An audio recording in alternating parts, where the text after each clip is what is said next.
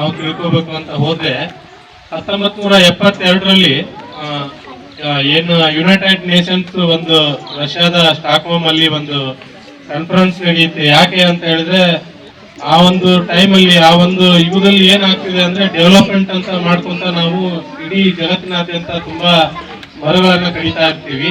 So ಅವಾಗ ಎಲ್ಲೋ ಒಂದ್ ಕಡೆ ಮುಂದೆ ಗ್ರೀನರಿ ಕಡಿಮೆ ಆಗ್ಬಹುದು ಅಂತ ತಿಳ್ಕೊಂಡು ಅವಾಗಿಂತ ಏನು 1972ರಲ್ಲಿನೇ ಅವಾಗೆ ಇಡೀ ಜಗತ್ತಿನ ಎಲ್ಲ ಒಂದು ಏನು ವಿಜ್ಞಾನಿಗಳು ಇರ್ತಾರೆ, ಆಮೇಲೆ ಇದ್ರಲ್ಲಿ ಏನು ಸ್ಪೆಷಲಿಸ್ಟ್ ಇರ್ತಾರೆ, ಅವರೆಲ್ಲ ಕೂತ್ಕೊಂಡು ಒಂದು ಮೀಟಿಂಗ್ ಮಾಡಿ 1972ರಿಂದ ಈ ಒಂದು ಏನು ಪ್ರತಿ ವರ್ಷ ಜೂನ್ 5ನೇ ತಾರೀಕು ನಾವು ವರ್ಲ್ಡ್ ಎನ್ವಿರಾನ್ಮೆಂಟ್ ಡೇ ಅನ್ನ ಸೆಲೆಬ್ರೇಟ್ ಮಾಡಬೇಕು ಅಂತ ಡಿಸೈಡ್ ಮಾಡಿದ್ರು.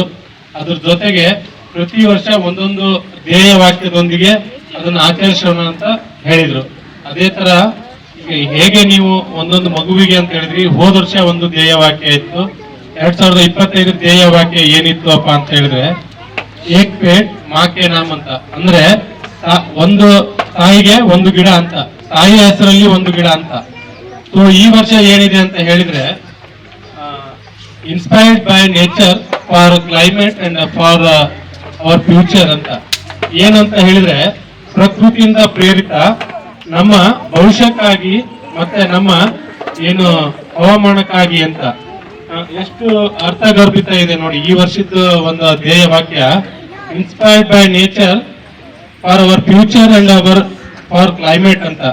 ಸೊ ಅಂದ್ರೆ ಈ ಏನು ನೇಚರ್ ಅಂತ ಇನ್ಸ್ಪೈರ್ ಅಂದ್ರೆ ಈ ನೇಚರ್ನ ಕಾಪಾಡೋದು ಎಷ್ಟು ಮುಖ್ಯ ಇದೆ ಅಂತ ಹೇಳಿದ್ರೆ, ಇದನ್ನ ಕಾಪಾಡಿದ್ರೆ ಮಾತ್ರ ನಮ್ಮ ಮುಂದಿನ ಭವಿಷ್ಯ ಇದೆ, ಅದ್ರ ಜೊತೆಗೆ ಇದನ್ನ ಕಾಪಾಡಿದ್ರೆ ಮಾತ್ರ ನಮ್ಮ ಏನು ಸುತ್ತಮುತ್ತಲಿನ ಪರಿಸರ ಇದೆ ಮತ್ತೆ ಏನು ಕ್ಲೈಮೇಟ್ ಇದೆ ಅದು ಚೆನ್ನಾಗಿರುತ್ತೆ ಅಂತ. ಯಾಕೆ ಅಂತ ಹೇಳಿದ್ರೆ ಈಗ ಅದಕ್ಕಿಂತ ಮೊದಲು ನಾನು ಇವತ್ತು ನಾವು ಗಿಡ ನೆಡ್ತಾ ಇದೀವಲ್ಲ, ಯಾಕೆ ಗಿಡ ನೆಡ್ಬೇಕು ಅಂತ ಹೇಳ್ತೀನಿ ಗೊತ್ತಾ ತಮ್ಗೆಲ್ಲರಿಗೂ? ಏನಾದ್ರೂ ಗೊತ್ತಿದ್ಯಾ? ನಾವೆಲ್ಲ ಓದಿರೋ ಹಾಗೆ ಗಿಡದಿಂದ ಏನ್ ಬರುತ್ತೆ? ಆಕ್ಸಿಜನ್ ಬರುತ್ತೆ, ಉಸಿರಾಡ್ಲಿಕ್ಕೆ ಗಾಳಿ ಸಿಗುತ್ತೆ, ನೆರಳು ಸಿಗುತ್ತೆ, ಆಮೇಲೆ ಹಣ್ಣಿನ ಗಿಡಗಳಿದ್ರೆ ತಿನ್ಲಿಕ್ಕೆ ಹಣ್ಣು ಸಿಗುತ್ತೆ. ಹಿಂದೆ ನಾವು ಓದಿರೋ ಹಾಗೆ ಆದಿವಾಸಿಗಳೆಲ್ಲ ಕಾಡಲ್ಲಿ ಮರದಿಂದ ಏನು ಉತ್ಪನ್ನಗಳು ಬರ್ತಿದ್ವು ಅದನ್ನ ತಿಂದು ಜೀವನ ನಡೆಸ್ತಿದ್ರು, ಅದು ಲವ್ಲಿಹುಡ್ ಕೊಡ್ತಿತ್ತು ಅಂತ. So but as a forestrian, as a technical officer, ಒಂದೊಂದು ಟ್ರೀಗಿನೂ ತುಂಬಾ ಮೂಲ್ಯವಾದ ಏನು ಅತ್ಯಮೂಲ್ಯವಾದ ಇಂಪಾರ್ಟೆಂಟ್ ಇದೆ.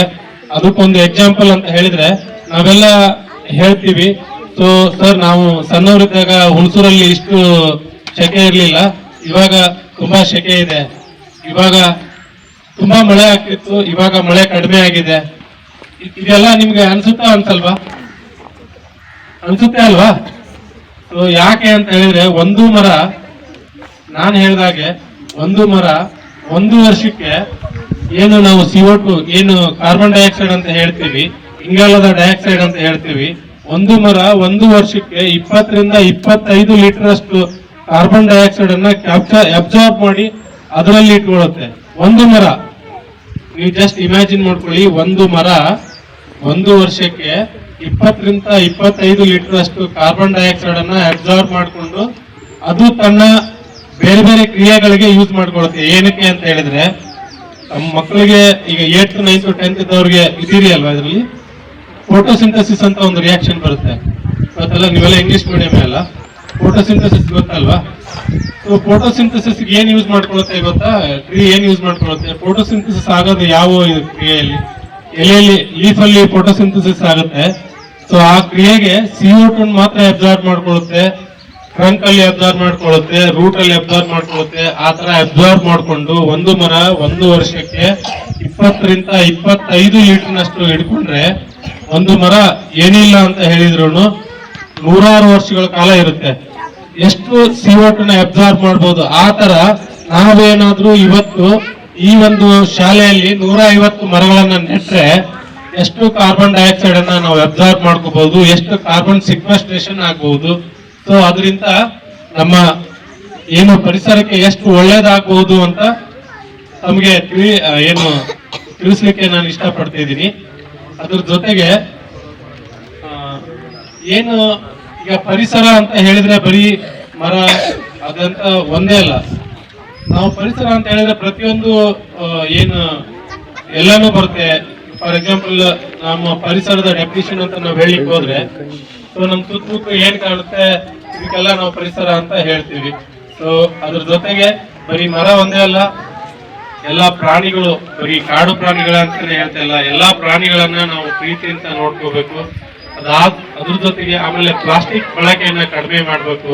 ಯಾಕೆ ಅಂತ ಹೇಳಿದ್ರೆ ಒಂದು 3R ಫಾರ್ಮುಲಾ ಇದೆ ಪ್ಲಾಸ್ಟಿಕ್ ಅಲ್ಲಿ, ರೆಡ್ಯೂಸ್, ರೀಸೈಕಲ್ ಅಂಡ್ ರೀಯೂಸ್ ಅಂತ. ಪ್ಲಾಸ್ಟಿಕ್ ಅನ್ನ ಯೂಸ್ ಮಾಡೋದನ್ನ